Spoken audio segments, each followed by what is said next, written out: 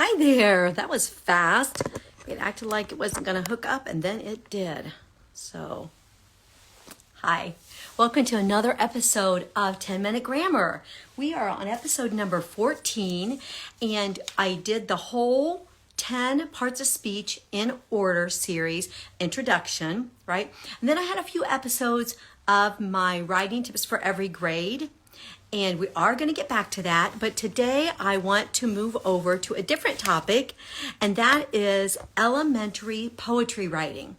I've been writing poetry with my third, fourth, and fifth graders, and well, maybe it's more like fourth, fifth, and sixth. I would say they're more fourth, fifth, and sixth. So upper elementary, beginning middle school, right? And so when I start to teach poetry, first of all, I get very excited about teaching poetry because I love teaching poetry. I love writing poetry, I love reading poetry, and I love teaching poetry. So there's a definite, a little bit of a sway there based on the fact that I love teaching poetry so much because I love writing it as well.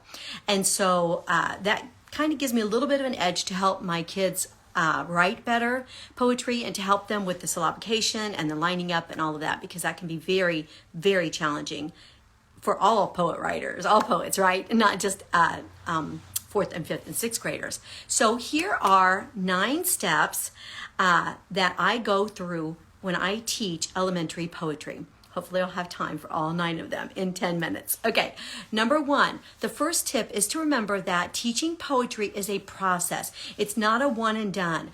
I like to do poetry for about 2 weeks, twice a year with this age. And that way we are not just like hitting it in one day or 2 days or 3 days and then we're done, right? Because it is a process. There is a lot going on with poetry. So there is a lot to cover, and especially if we want them to come out writing poetry, right? It's a different ball game when we're using it for reading. We're using it for reading comprehension, for metaphors, for figurative writing, for comprehension, those type of things. But it's a whole different ball game when we are using it to teach kids to write poetry. So first thing is to remember that it is a process and not a one and done, and to allot enough time for it. Now I say I like to allot 2 weeks.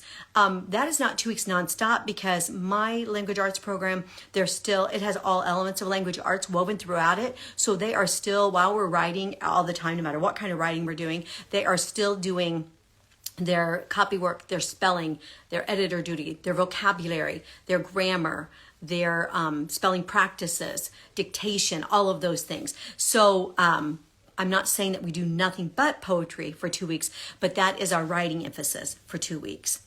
Okay, then secondly is to be sure that you read poetry aloud. So you want them to get excited about poetry. There are a lot of fun and funny poetry books out there that you can read aloud from during, not even necessarily during your writing time, but during another time, like during literary time, or during reading class, or during read aloud, or during even like history or something like that. You can even incorporate poetry into whatever units that you are studying or whatever topics that you're covering in other subjects. But you want them to get excited about poetry. And so just springing on them that they're going to start writing, you're going to write poetry, this week you're going to be able to do this. Whereas without this, number 1, understanding it's a process, and number 2, spending time reading it. Now, when I read poetry to them, I always work on the rhyme scheme at that time. Rhyme scheme is the most difficult part of writing poetry, as far as rhymed verse is concerned. And I always use rhymed verse for elementary kids because it's way more familiar to them. And also, even though we think that unrhymed or free verse is easier because you don't have to worry about rhyming, and in many cases not even worry about the syllabication, but it really isn't easier because it's too vague, it's too open-ended. There are not enough parameters, there are not enough guidelines, or not enough boundaries to keep them in for free verse. So I don't use free verse in elementary. So we use rhymed verse. So as I read poetry to them, we figure out the rhyme scheme. Now this is a 2-step process, and I like for them to have the copy in front of them with their highlighters, and then they highlight the first word. So let me start with Humpty Dumpty. Okay, Humpty Dumpty sat on the wall. Okay, I tell them that we are going to rhyme. When we write poetry, we are going to rhyme with the last word or last syllable or syllables of a line, right? And so we, first of all, Humpty Dumpty sat on a wall. We highlight wall with one color. Then I say, Humpty Dumpty had a great fall. And I say, does that rhyme with wall? Yes, it does. So let's highlight that in the same color. So it's very visual when you use highlighters to teach this, that we are showing them that wall and fall are both going to be highlighted in green, for so to speak, because they are rhyming. All the king's horses and all the king's men. Does men rhyme with hall and fall? Wall and fall? No. So let's choose a different color. And I like to have us all do at the same color. So now I'll say, okay, everybody get pink. And highlight all the king's horses, all the king's men, highlight men. And then let's go to the next line. Couldn't put Humpty together again. Highlight again with that same color as what we highlighted the men with. Okay, so now we're at, wall and fall and men and again. All right, so now we can see visually these two lines rhyme and these two lines rhyme. Then at that point, then is when I start telling them that lines have letter names based on when they rhyme. Now this is much simpler than just starting out putting A, B, B at the end of poetry lines, right? Because they are actually able to see green, green, pink, pink, right? So then I say rhyming lines have letter names, and the letter names are based on which lines rhyme with each other. We already have ours highlighted, so that makes it simple. So let's go after Humpty Dumpty sat on a wall, and we're going to start with A, because in poetry, we always start with A when we are finding the rhyming lines. So that's A. Now, every time another line rhymes with A, it's also going to be called A. Now that's simple enough, because guess what? Wall and fall are both in green or blue or whatever we did it in, right? So then I say, Humpty Dumpty had a great fall, and that's green, just like the first one. So it's also going to be A.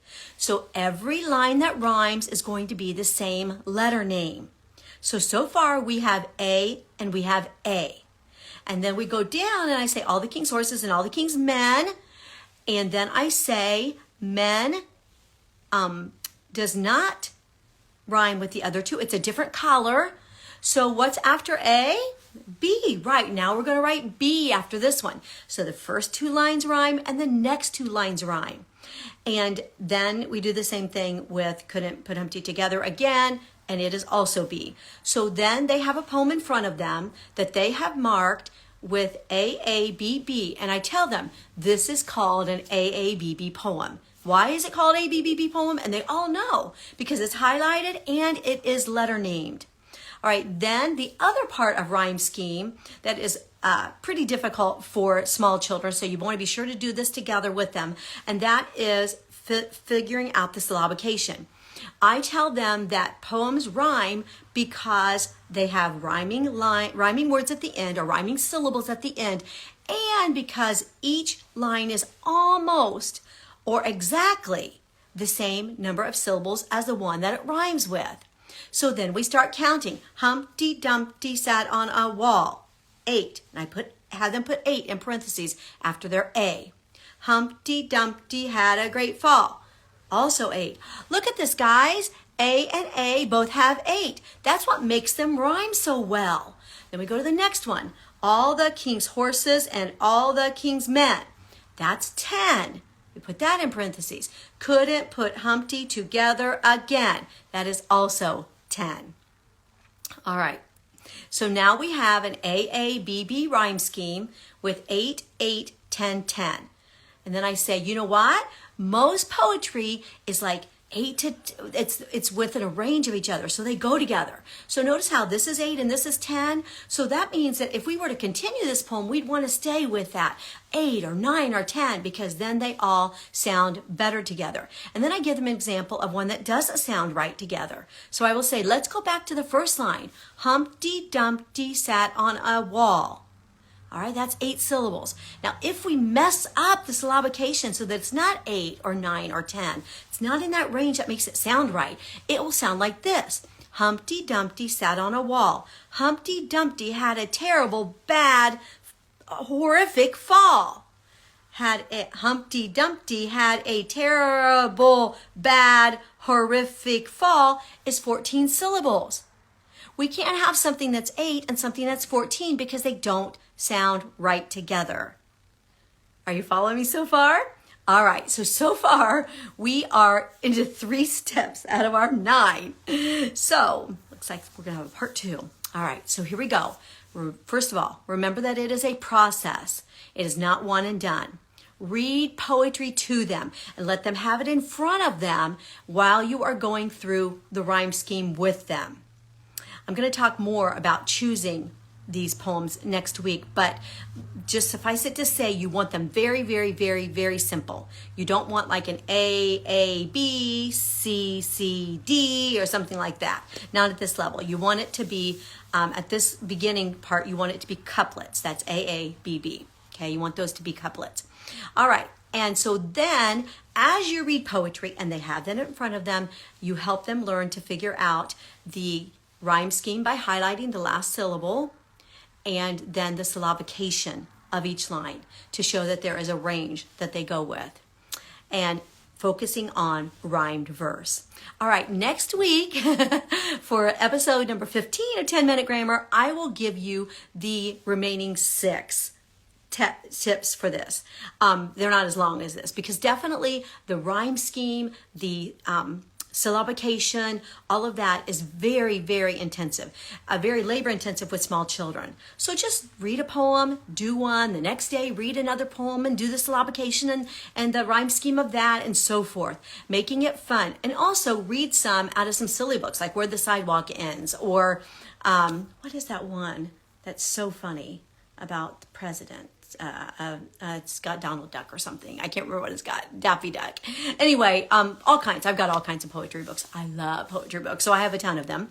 But, do some where it's just fun and you're not doing rhyme schemes, and do some with it in front of them where it's more beginning to learn to write, right? Beginning to learn to interpret rhyme scheme so that then they can write the rhyme scheme. So looks like I have a circle for my ring light on right here. So I'm going to check that out.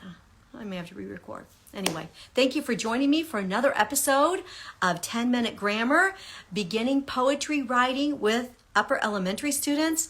And I'll have more next time for you. Thanks a lot.